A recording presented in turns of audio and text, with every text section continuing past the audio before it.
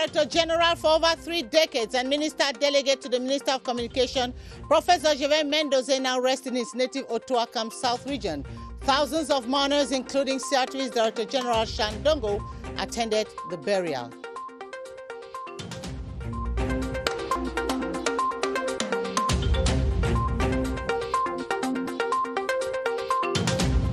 Government embarks on an ambitious program to step up rice production to 1.2 million tons annually. The construction of a rice transformation unit and the disbursement of 2 billion CFA francs are among some of the moves that will help leapfrog rice production in the country. And those are top stories. Good evening and thanks for joining us on this edition of the 7:30 News with me, Gladys Tata.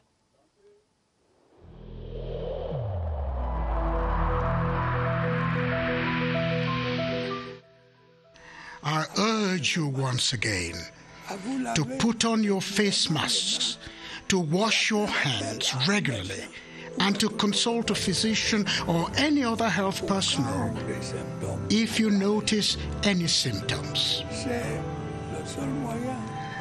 This is the only way to save lives and to curb the spread of the virus.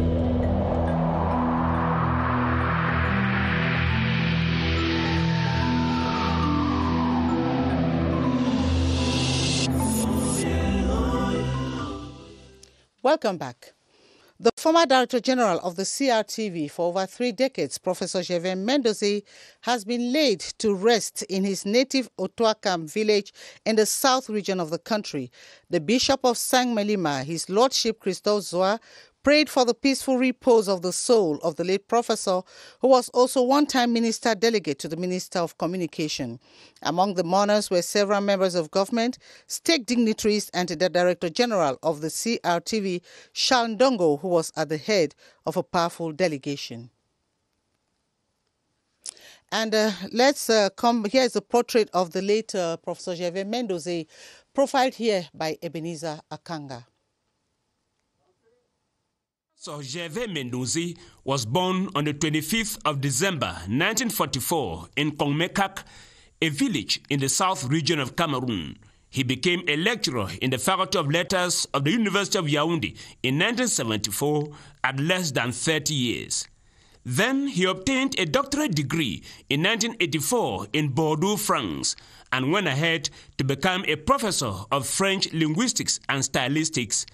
For 17 years, that is, from 1988 to 2005, he was Director General of the Cameroon Radio Television CRTV and then Minister Delegate in the Ministry of Communication.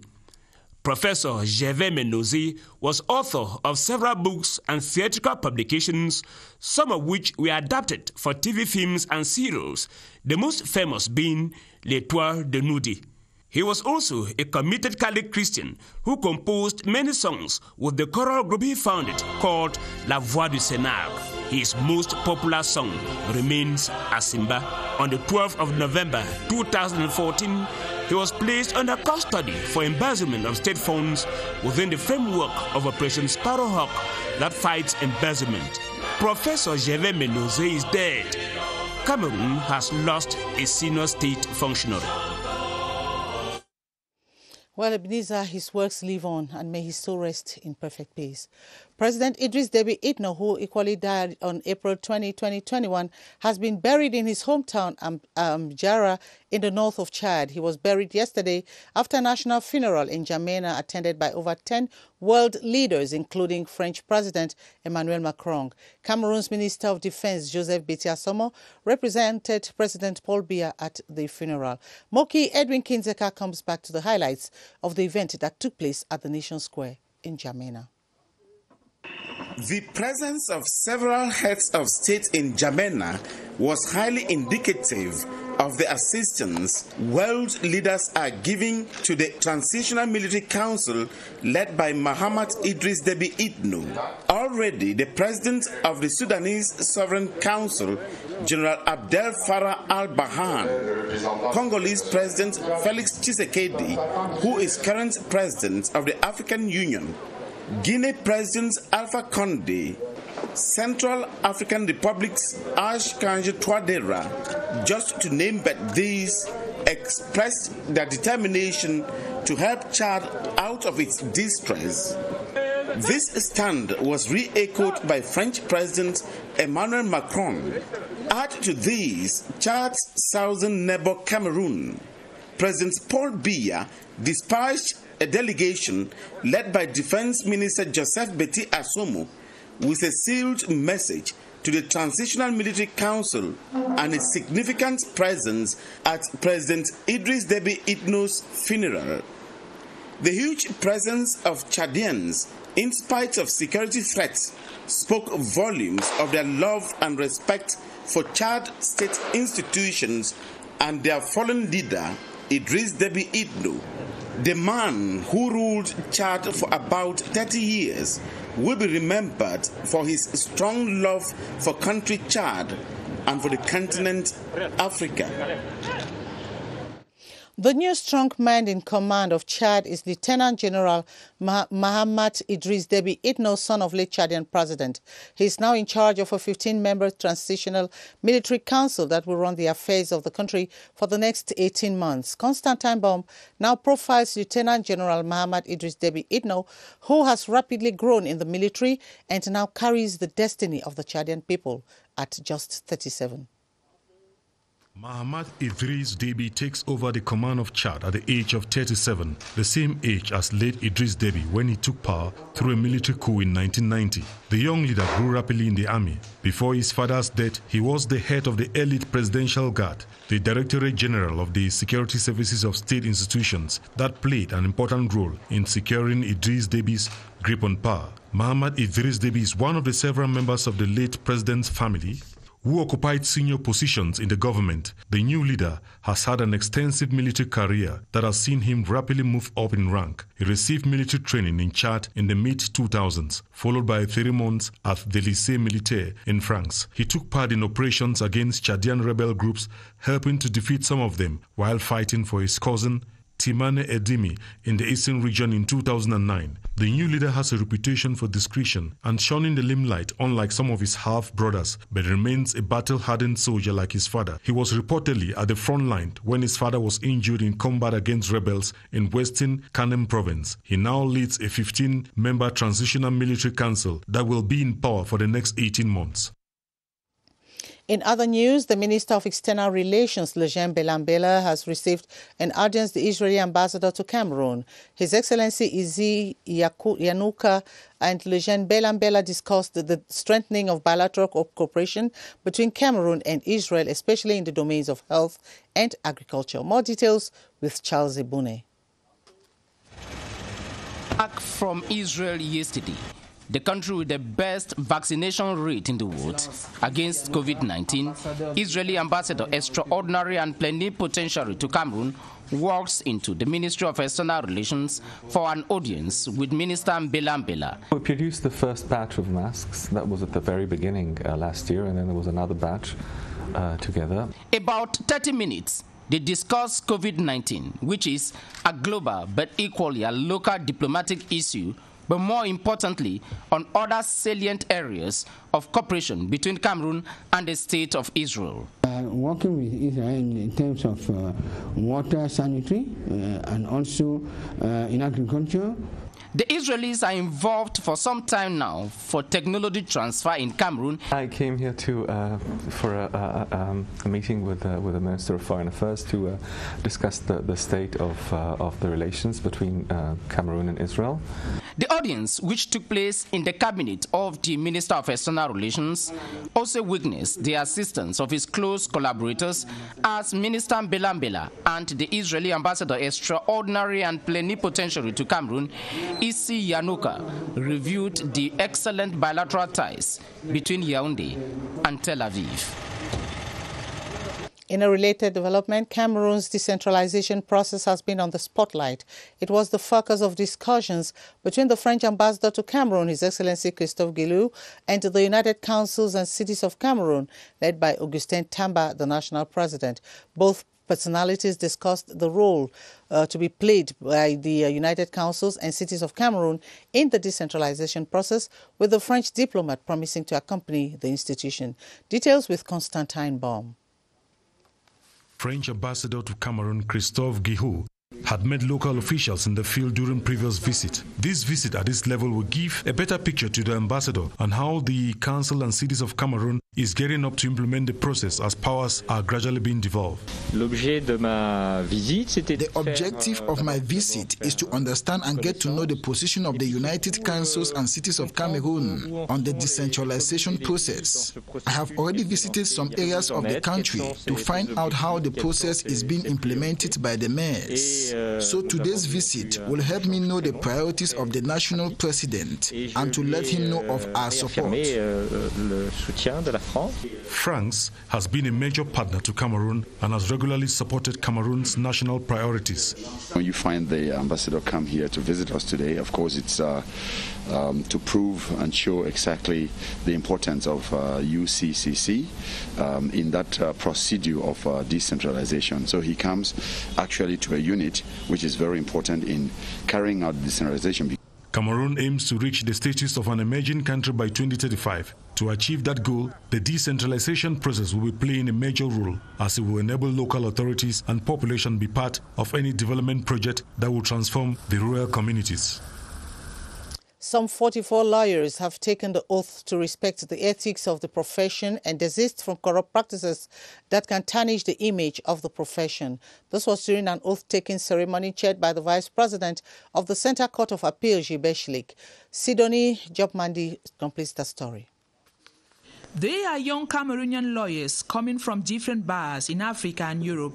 While taking oath to respect principles of their profession, the young lawyers also promised to be more attentive when keeping records of court proceedings.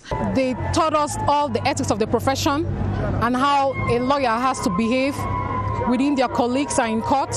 Right now, we are also being recognized as international lawyers. We can plead everywhere. The respect of human rights, discipline, and prioritized procedures of the courts and tribunals of the Republic are some of the main recommendations made by authorities of the Cameroon Bar to these lawyers. We ask them to work in the profession with confidence, they should be fearless, and they should be cautious. So this is the time for them to start with the right leg. Take the advice of their senior colleagues, respect the courts, respect the society. The sworn-in lawyers at the Court of Appeal of the Central Region were all admitted into the 2020 final bar examination. Protect the population and their property, fight urban disorder and corruption are some of the recommendations dished out to the new regional delegate for national security for the East region. The Delegate General for National Security, Martin Bargangele, was speaking in Berto as he installed Commissioner of Police Biangwere, who replaces Commissioner of Police Asa Eric Che. Tala LT has more from the land of the rising sun in Berto. 58-year-old Commissioner of Police, Biangwere, is the new boss of police operations in the East region, the largest in the country, with a long and porous border line with the Central African Republic and Congo. Installing him into his functions in the presence of Governor Gwan Vongo, the Delegate General for National Security, Martin Bargangele, exhorted him to protect the Cameroonian nationality in this part of the country which hosts thousands of refugees. The fight against petty theft, harassment and assault are also some of the burning issues raised by the city mayor, Jean-Marie Dimbele Sodea, which he will have to tackle. The police boss also stressed on the need for the newly installed to reinforce police operations and patrols along the border in order to dismantle criminal networks, curb the flow of contraband goods, drugs and light weapons across the border into Cameroon.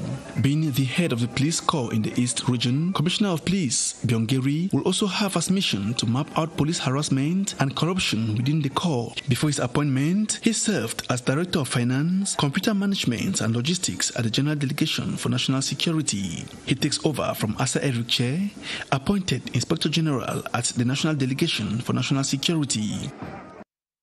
Some 40 outstanding students drawn from Government Bilingual High School and Government Technical High School, Bamenda in the Northwest region, have been handed cash prizes for their resilience in the pursuit of education and brilliant performance last school year. The cash prizes were handed out by some members of the elite of Bamendankwe based in Mezam Division, who say the gesture is aimed at encouraging the learners who defied the odds imposed by the socio-political crisis to attend school. Details with Julius Neighbor. That the ongoing Anglophone crisis, characterized by sporadic gunshots even during school hours, sent shivers down their spine, the selected students noted that it did not waver on their determination to acquire knowledge. When coming to school, gunshots everywhere. Some students have been kidnapped, some have been killed. Even though there were kidnaps and other forms of violence, but we still thank God because we still took the courage to come to school inside hidings. The members of the Bamendankwe elites highlighted that the gesture is aimed at rallying more students on the back-to-school train. In GBHS, we did some academic selections of children that have performed well and those who are encouraging themselves to come to school. In GTHS, Bamendankwe, we took children who are anxious but not academically strong, or maybe with some other difficulties. So let's also encourage them. The Bamendankwe elites also promised to extend their philanthropic move to students in the locality who will distinguish themselves in the upcoming certificate and end-of-year exams. We stay in the Northwest region to talk on Agriculture and Rural Development Minister Gervais Bairobe, who has announced the construction of a new rice transformation unit at the Upper Noon Valley Development Authority UNVDA in Dub. The government has allocated a budget of over 2 billion CFA francs to UNVDA for it to boost rice production in the area, as you tell us, Eric Langmia Wufo in our Northwest Regional Bureau in Bamenda. They produced over 22,000 tons of rice annually. That was before the Northwest was shaken by the socio-political crisis. Now, UNVDA barely produces half of that amount. Agriculture Minister Gervais Bairobe, who has inspected the rice hauling mill in Dub, has announced plans to construct a new facility as part of moves to boost rice production. We are giving money subsidized to the society to support the price of fertilizer. We will support the society by buying more tractors for cultivation, and will buy a new rice process unit for hauling in order to increase the capacity of the company. UNVDA's Director General Eric Andamfong has launched an operation to construct bridges, dikes, irrigation canals, and to level 460 hectares of land. The corporation is currently grappling with acts of insecurity that stops farmers from accessing the rice farms, as well as the lack of sufficient equipment like tractors and graders. Per the Ministry of Agriculture and Rural Development, rice production in Cameroon has dropped by 140,000 tons. Meantime, demand stands at 576,000 tons, with yearly rice consumption at 25 kilograms per resident. Ewan Epole presents the import-export rice situation in the country in the following report. Cameroon's local rice production has covered just 24.3% of its rice demand since the year 2019. According to figures published by the Ministry of Agriculture and Rural Development, MINADE, the country produced over 140,000 tons of rice, while the demand has been estimated at over 576,000 tons, revealing a gap of over 436,000 tons based on a yearly rice consumption of 25 kilograms per resident in the country. The ministry estimates the present yearly local rice production at 350,000 tons. The Boko Haram insurgency in the Far North region and the crisis in the Northwest and Southwest regions, as well as the COVID-19 pandemic, are said to be some of the causes of the drop in rice production. Cameroon is still importing rice to to fill its deficit. According to the National Institute for Statistics, the country's rice import has rose by 59.4% year-over-year since 2019, resulting to rice imports that have amounted to 652.6 billion CFA francs to date, giving an average of 163 billion CFA francs each year. If this trend is not reversed, the imports will continue to erode the local currency, since Cameroon will spend its external assets necessary for trades outside the CEMAC region. Cameroon plans to step up rice production to 1.2 million tons of rice annually in the next 10 years. For this to be a reality, production must increase, and to scale up this production, British Ngum says quality seeds, modern equipment and qualified manpower are needed, and farming techniques equally have to be improved upon. Beatrice? Rice is undoubtedly one of the most consumed cereals in Cameroon, yet very little is done to ramp up local rice production. Enough production basins for upland rice and for irrigated rice do exist, but yields are low, and farmers say poor farming techniques, problems of inputs, and outdated equipment are the cause. We don't have enough equipment, so the irrigation and drainage network is not well maintained. For a better and increased rice production, new and high-yielding seed varieties have to be introduced, modern rice production equipment acquired, and harvesting and post-harvest techniques improved upon. We need machines to maintain the drainage and irrigation network in Yagua.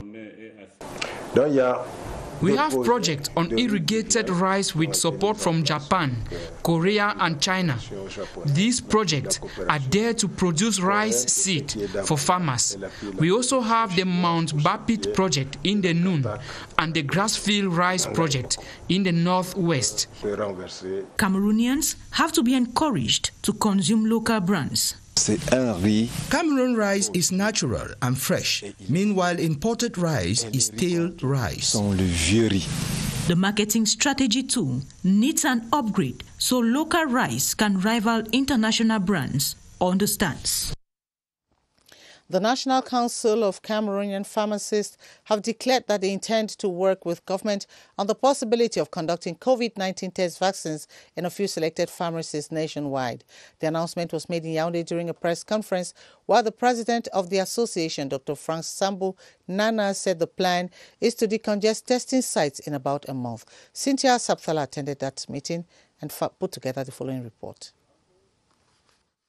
The encounter with men and women of the media was essentially to outline the efforts made so far by the National Council of Cameroonian Pharmacists in the battle against the coronavirus and announce the establishment of testing sites in some selected pharmacies nationwide in about a month. There will be some pilot pharmacies that will be taken to start doing the test in such a way that once everything will be okay, I think that we can now extend it to the other. It's not yet formalized. In an effort to decongest existing sites, the president of the council said discussions are also on the way with the Ministry of Public Health for approval to administer the COVID-19 vaccine in some pharmacies.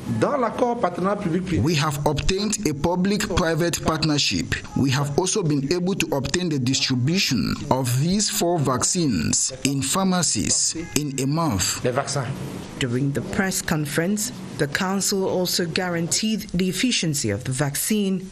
Be it vaccine or something else, entering the country, it takes maybe 1 or 2 months that samples are ordered and tested. And urged the population to adopt it as an effective measure against the virus.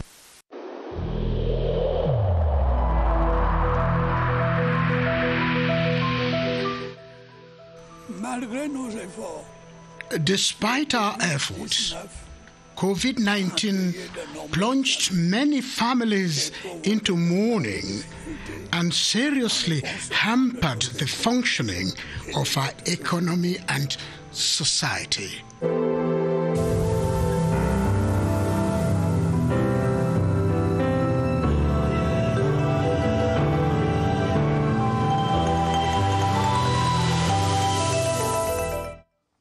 Over in the West region, health workers at the Bafoussam Regional Hospital have been vaccinated as part of the national vaccination campaign against COVID-19 in Cameroon. Different doses of the Sinopharm and AstraZeneca vaccines have been used to vaccinate health personnel. Let's now join Baldwin Sama at the Bafoussam Regional Hospital with his guest, Professor George Eno Orok. Hello, Baldwin. Good evening and welcome to the Bafoussam Regional Hospital, where we have ongoing vaccination of our health professionals against the coronavirus. With us as guest tonight is the director of the Bafoussam Regional Hospital, Professor George Eno Orok. Good evening to you, Prof. Good evening, Baldwin. Explain to us, how is this ongoing process, the ongoing vaccination process against COVID-19 for health professionals here in your hospital? So far, we have vaccinated about 200 people. Amongst these 200 people, about 75% of them, about 75 of them are health care workers, to whom I must say priority is given. As at now, we have received 30,000 doses of AstraZeneca and 15,000 doses of Sinopharm vaccines. Therefore, we envisage to vaccinate in total about 22,000 people, what this first batch of doses will do, given that each individual needs 2 doses to be completely immunized. I must say that 22,000 people in MIFI is less than 5% of this population. Whereas we know that by WHO standards, for herd immunity, immunity of the entire community to be achieved, there should be about 60% of the population vaccinated. Therefore, this first batch is welcome, is encouraged, and we hope to get more badges. We encourage the community, the public, to voluntarily, I insist on that word, COVID-19 vaccination is voluntary, it's not compulsory, but we advise each and everyone, especially our personnel, for whom priority is given for these first doses, to be completely vaccinated. Thank you so much, Professor George Eno Orok. You are the director for the Bafoussam Regional Hospital, for being our guest this evening. You've heard from the director. They're encouraging not only health personnel, but other collaborators to come and have themselves vaccinated here at the Bafoussam Regional Hospital. Back to you. Very much, Baldwin Sama. I hope to be in your company same time tomorrow. And still talking about the ongoing vaccination against COVID-19 in Bafoussam, aside health workers, foreigners residing in the town are equally trooping different medical facilities to get themselves vaccinated. Details once more with Baldwin Sama.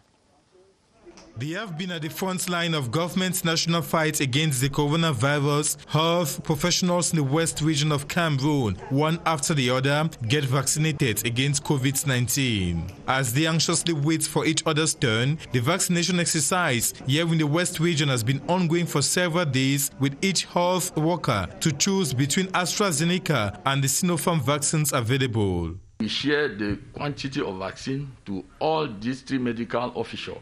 They bring it in their various districts where they launch the vaccination with their administrative authority. With over 30,000 doses of AstraZeneca and 15,000 doses of the Sinopharm vaccines dispatched to the West region, even non-health workers are vaccinated in any of the vaccination centers. From Monday, we will vaccinate all persons aged above 18 years with comorbidity. That means diabetes, hypertension, obesity. So they will be vaccinated. Here at the Bafoussam Regional Hospital, for example, just like other vaccination centers in the West region of Cameroon, the turnout is impressive, telling signs of a collective desire to stop the spread of the deadly virus in that part of the country. And away from the coronavirus, a 4-day evaluation of some structural projects in the Center region by the minister delegate at the presidency in charge of public contracts has ended. Ibrahim Talba Mala visited the construction site of a research center belonging to the Cameroon Civil Aviation Authority and the Directorate of the Pan-African University Friday. Kwanchua Marie-Claire Doe of our CRTV Center trailed the minister and now reports. Cameroon will soon be endowed with a training center for aviation officials as well as rescue and aircraft research. These structures, upon completion, the visiting minister noted, will not only boost the image of Civil Aviation Authority, but that of Cameroon as well. The Cameroon Civil Aviation is ongoing and the situation is very good in spite of some technical difficulties, and we gave some instruction how to deal with these matters. Next stop was at the site to host the rectorate of the Pan-African University, where it was revealed by higher education officials that work is behind schedule as a result of some technical and administrative problems, a handicap which they say cost the state as much as 36 million CFA francs as rent. The minister delegate ended his tour at the Cameroon Digital and Innovation Center at Bastos, intended to help students get jobs oriented towards their training, as well as help companies get customized solutions to their various problems. And we conclude this edition with sports to talk on some 24 taekwondo athletes who have been selected to form Cameroon's national team in the sports domain. This follows a national championship organized today in Yaoundé that brought together some athletes from 5 regions of the country. Here's Romeo Kenyi with more details.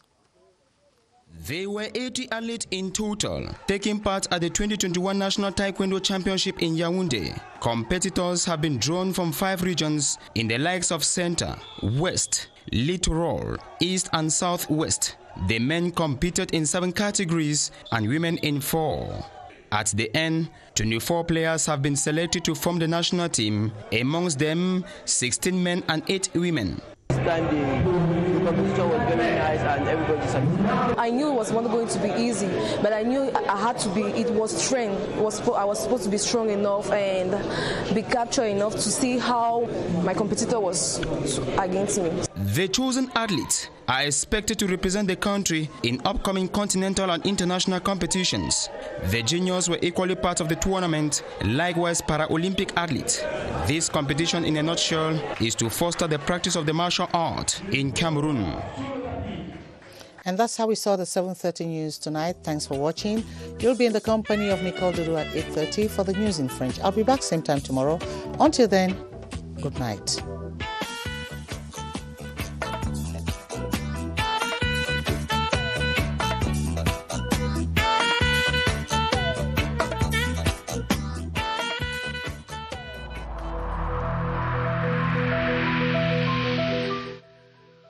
I urge you once again to put on your face masks, to wash your hands regularly, and to consult a physician or any other health personnel if you notice any symptoms. This is the only way to save lives and to curb the spread of the virus.